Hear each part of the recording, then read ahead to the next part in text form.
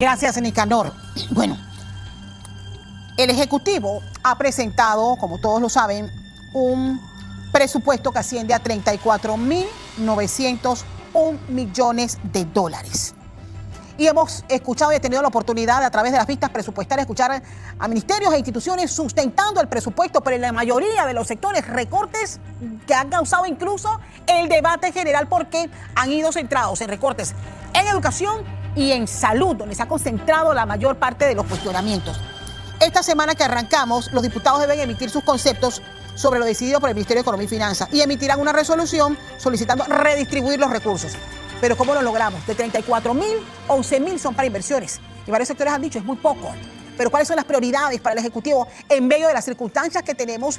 Yo quiero agradecer, como siempre, a Ernesto Bazán, economista, quien se enlaza internacionalmente con nosotros. Está fuera de Panamá, pero siempre muy pendiente de lo que pasa acá en su tierrita. Así que pendiente de lo que estaba pasando, conocer su opinión en base a lo que ha ocurrido en esta última semana.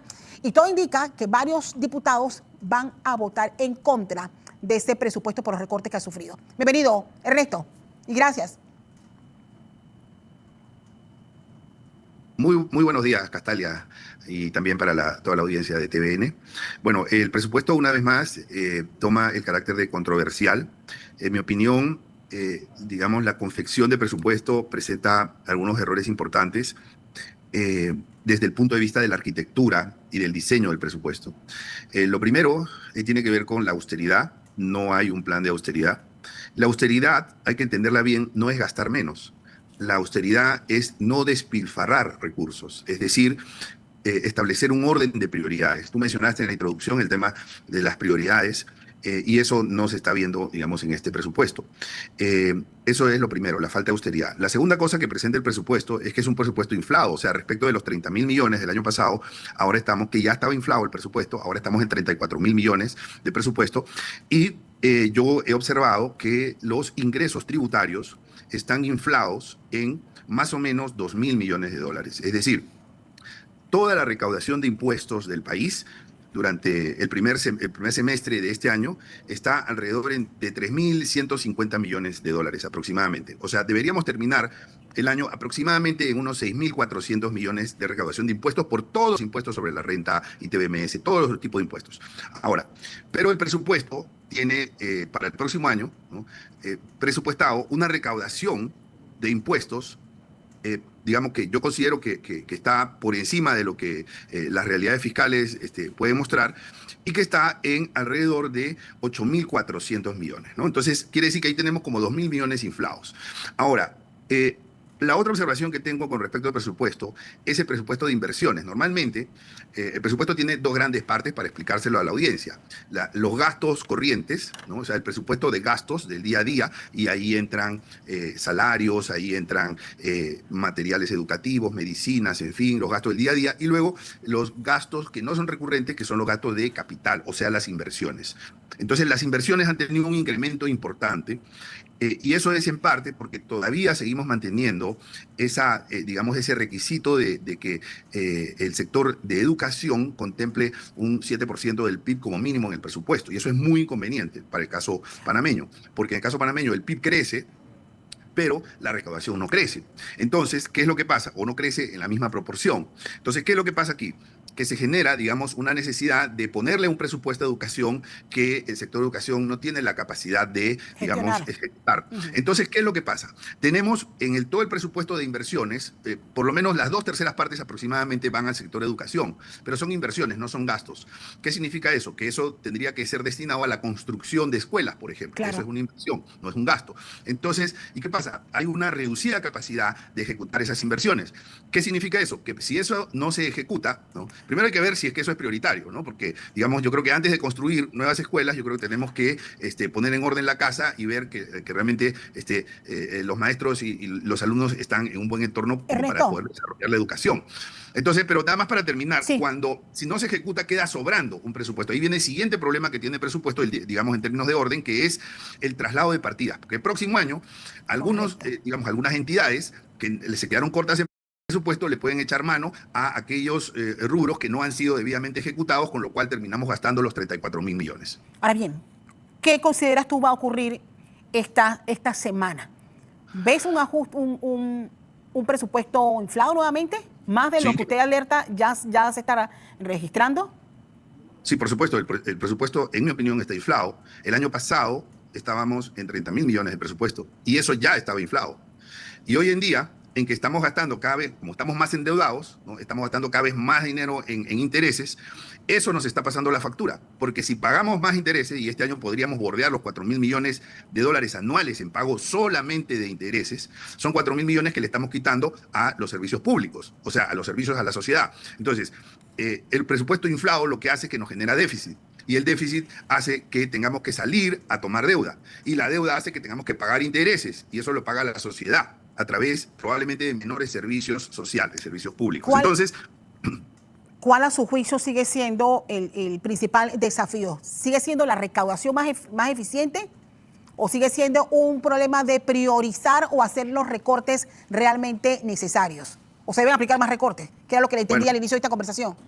sí, efectivamente. Primero que nada, lo has dicho perfecto, Castalia. Aquí se necesita priorizar, ¿no? Como cuando una persona hace su presupuesto familiar y dice, gastos prioritarios, esto no puedo dejar de hacer, esto podría dejarlos de hacer y esto definitivamente son cosas que no son necesarias, ¿no? Entonces, estos presupuestos y en algunos casos las entidades han mostrado en las vistas presupuestarias sus recortes presupuestales, pero eso genera una sensación de mucha injusticia en la sociedad cuando las personas dicen, mira, pero si se están gastando más de 7 millones de dólares en remodelar una vía diplomática, ¿cómo puede ser posible que, cómo podemos pensar que hay prioridades o que esas prioridades están ordenadas en función de lo que la sociedad necesita y no en función de lo que los gobernantes necesitan? Entonces, yo creo que priorización número uno, una vez que se hace la priorización, uno dice, hasta aquí nos alcanzan los recursos y de eso se trata la austeridad, de evitar el despilfarro. En el tema de la recaudación, sí tenemos un reto grande en el tema de la evasión y el tema de la reducción de exoneraciones. Porque ahora lo necesitamos, ¿no? Y mucho de esto tiene que ver con prácticas o leyes que se dieron en periodos pasados en que la situación económica de Panamá era diferente. Entonces, y hay que entender también que el desempleo en Panamá está subiendo.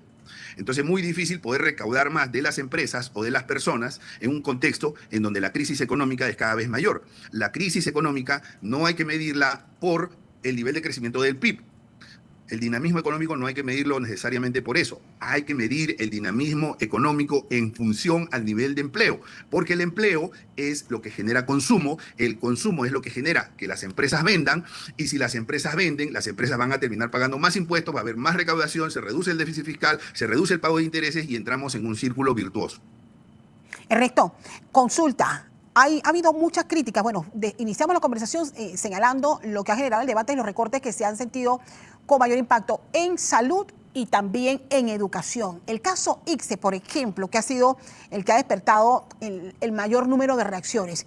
¿Qué opinión específica tienes en impactar un segmento del que depende la formación del recurso humano para carreras que hoy día se están demandando en el país, para precisamente este proceso de atracción de nuevas inversiones?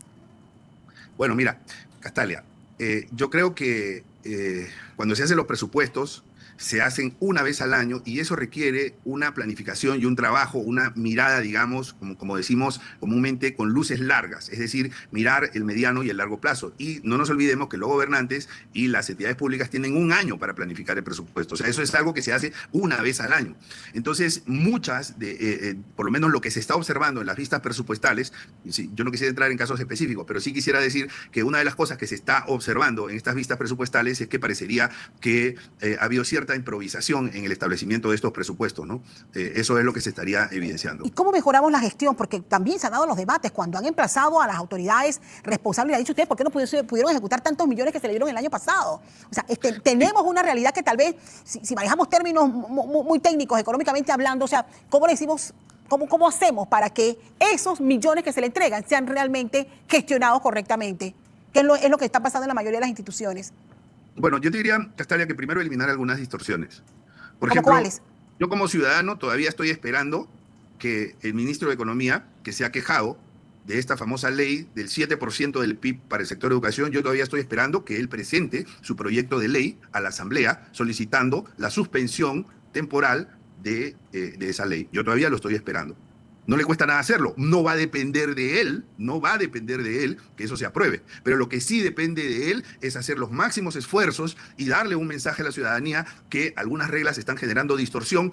Esa distorsión lo que genera son unos excedentes que no se utilizan. Y esos excedentes que no se utilizan terminan siendo despilfarrados a través de lo que se denomina el traslado de partidas, porque el próximo año a cualquiera se le ocurre, Sí. necesito fondos, y ahí hay fondos no utilizados, y eso está en manos de la Comisión de Presupuesto, que también es otra de las distorsiones que tienen que eliminarse. Los traslados de partida no deberían estar en poder de la Asamblea, porque la Asamblea está para legislar. Quienes están para ejecutar y gobernar, pues es el Poder Ejecutivo. Eso debería estar en manos del MEF. No debería, los traslados de partida no deberían estar en manos de la Comisión de Presupuesto. Entonces, esa es otra distorsión. La distorsión, por ejemplo, también el ministro de Economía se ha quejado de la ley de aumentos automáticos. Bueno, señor ministro, entonces es muy sencillo. Si usted se queja de esa ley, si usted cree que esa ley es inconveniente para el país, entonces haga lo que tiene que hacer el gobernante. Presente usted su proyecto de ley solicitando la suspensión temporal de esa ley, porque usted mismo se está quejando que es inconveniente para el país y los gobernantes están para tomar las medidas que le convienen al país. Así es. Me quedo con esta parte. Ernesto, te agradezco muchísimo. El economista Ernesto Bazán, como siempre, gracias por ayudarnos en el análisis y entender, bueno, qué podría pasar también esta semana que apenas arrancamos. Ha terminado un proceso de vistas presupuestarias. Esperamos que hoy la Comisión de Presupuesto empiece a hacer los análisis de la recomendación que quiere hacerle al Ejecutivo. Ernesto, mil gracias. Un abrazo.